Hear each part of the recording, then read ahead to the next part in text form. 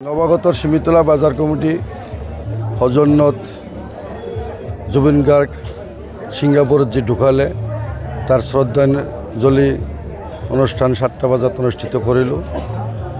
গোটেই অসমক আমার নবাগতার শিমিতলাবাসীর হৈ জনাবলৈ খুজিছোঁ যে আমার যি মর্মান্তিক আমার যি হৃদয়ের স্পর্শপাত কৰি জুবিন গাৰ্গ কণ্ঠশিল্পী ঢুকাই গ'ল। জাতি বৰ্ণ নিৰ্বিশেষে আমি সকলোৱেই তেখেতৰ চিৰ শান্তিৰ কাৰণে কামনা কৰিছোঁ।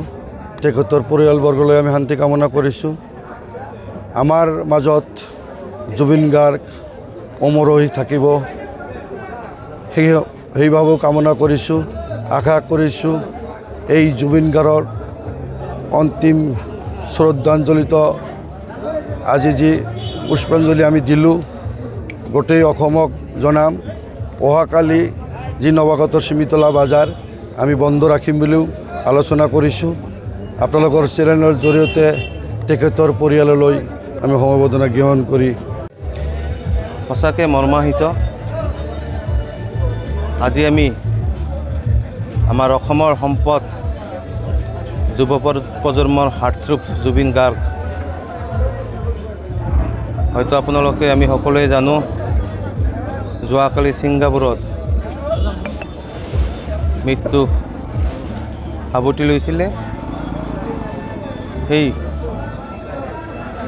তেওঁৰ আত্মাৰ শান্তিৰ কাৰণে আমি ধৰ্ম বৰ্ণ নিৰ্বিশেষে নৱাগত শিমিতলা বজাৰ কমিটিৰ তৰফৰ পৰা এটি শ্ৰদ্ধাঞ্জলি অনুষ্ঠানৰ আয়োজন কৰিছিলোঁ।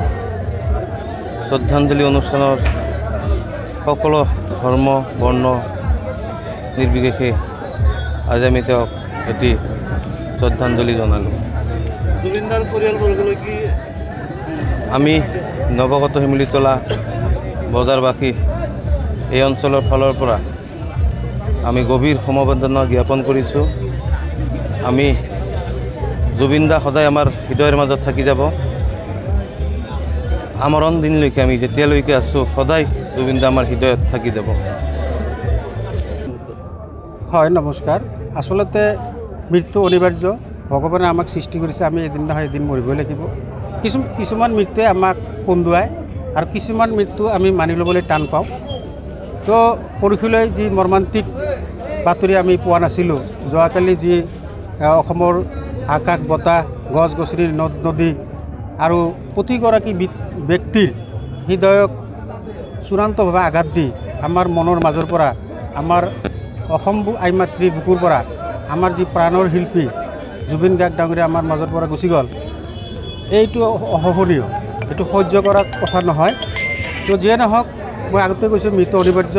যিজন ব্যক্তিৰ মূল মন্ত্ৰ আছিল মোৰ কোনো জাতি নাই, মোৰ কোনো ধৰ্ম নাই, তেওঁক মই ভাবোঁ অসমৰ বা ভাৰতবৰ্ষৰ কোনো এটা জাতি নাই, ধৰ্ম নাই, বৰ্ণৰ মানুহ নাই যে তেওঁক বেয়া পায়। তো যিয়ে নহওক, ভগৱানৰ ইচ্ছা তেওঁক লৈ গৈছে। তো আশা ৰাখিম তেওঁৰ বিদেহী আত্মাই স্বৰ্গগামী হওক, চিৰশান্তি লাভ কৰক। লগতে তেওঁৰ পৰিয়ালবৰ্গই নিজক পৰিয়ালৰ ব্যক্তিসকলে অন্তৰত ধৈৰ্য আনি এই অসহনীয় বেদনাক সহ্য কৰি পুনৰাই আগৰ দৰেই সংসাৰ কৰিব বুলি আশা ৰাখি তেওঁলোকৰ পৰিয়ালবৰ্গৰ আটাইখিনি সদস্যবৰ্গলৈ মই অসমৰ ফালৰ পৰা হয়, আমি মাজে মাজে দেখিবলৈ পাইছোঁ তেওঁৰ নামটোৱে এটা ব্ৰেণ্ড। তেওঁ বিভিন্ন মঞ্চত আচুতীয়া কিছুমান ব্যৱহাৰেৰে মানুহক আমোদহে দিছিল, তাৰ দ্বাৰা মানুহৰ কোনো ক্ষতি হোৱা নাছিল। আৰু সেইবিলাক বস্তু ভাইৰেল হোৱাৰ পিছত তেওঁৰ যিটো জনপ্ৰিয়তা আমি কোনোদিনত কমি যোৱা দেখা নাই, সেইবিলাক আৰু বাঢ়িয়ে গৈছিল। আৰু তেওঁৰ যিটো পৰোপকাৰী যিটো মাজে সময়ে বাতৰি পাইছিলোঁ, আমি যিহেতু ওচৰত নাই, বহুত দূৰত থাকোঁ, কিন্তু তেওঁ সমাজৰ নিচলা দুখীয়া দৰিদ্ৰ ব্যক্তিসকলৰ প্ৰতিটো অনুষ্ঠানৰ কিবা এটা পাৰ্চেণ্টেজ তেওঁ অনুদান হিচাপে আগবঢ়াইছিল। আৰু অসমৰ বহুত শিল্পী আছে, তেওঁলোকৰ আমি কোনো ধৰণৰ এই সমাজৰ দৰিদ্ৰ ব্যক্তিসকলৰ উপকাৰৰ কাৰণে যে অনুদান দিয়ে সেইটোক আমি খবৰ আমি কোনোদিনো পোৱা নাছিলোঁ। কিন্তু জুবিন গাৰ্গৰ মাজে সময়ে আমি মোবাইলতে হওক বা ফেচবুকতে হওক, পেপাৰ পত্ৰিকাতে হওক, তেওঁৰ এই সুনামটো আমি মাজে মাজে পাই আহিছিলোঁ। আৰু অসম চৰকাৰক মই এটাই আবেদন জনাম যে ইয়াৰ আগত আমাৰ সুধাকণ্ঠ শিল্পী যিগৰাকী আছিল ডক্টৰ ভূপেন হাজৰিকা, তেওঁ হয়তো আমাৰ মাজৰ পৰা আঁতৰি গৈছে। তেওঁৰ নামত ঢলা শদিয়া ব্ৰিজখন তেওঁৰ নামাকৰণ কৰা হৈছে।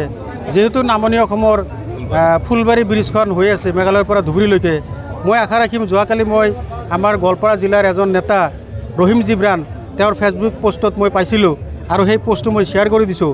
তেওঁ দাবী জনাইছে যে আমাৰ এই ধুবুৰী ফুলবাৰী ব্ৰিজখন জুবিন গাৰ্গ ডাঙৰীয়াৰ নামত নামাকৰণ হ'ব লাগে। ময়ো আহ্বান জনাম অসম চৰকাৰক যে তেওঁৰ স্মৃতি সজীৱ কৰি ৰাখিবলৈ অসমৰ বিভিন্ন জাগাত তেওঁৰ প্ৰতিমূৰ্তি সাজিব লাগে আৰু এই ব্ৰিজখনৰ নামাকৰণ জুবিন গাৰ্গ ব্ৰিজ হ'লে আমি নথৈ আনন্দিত হ'ম।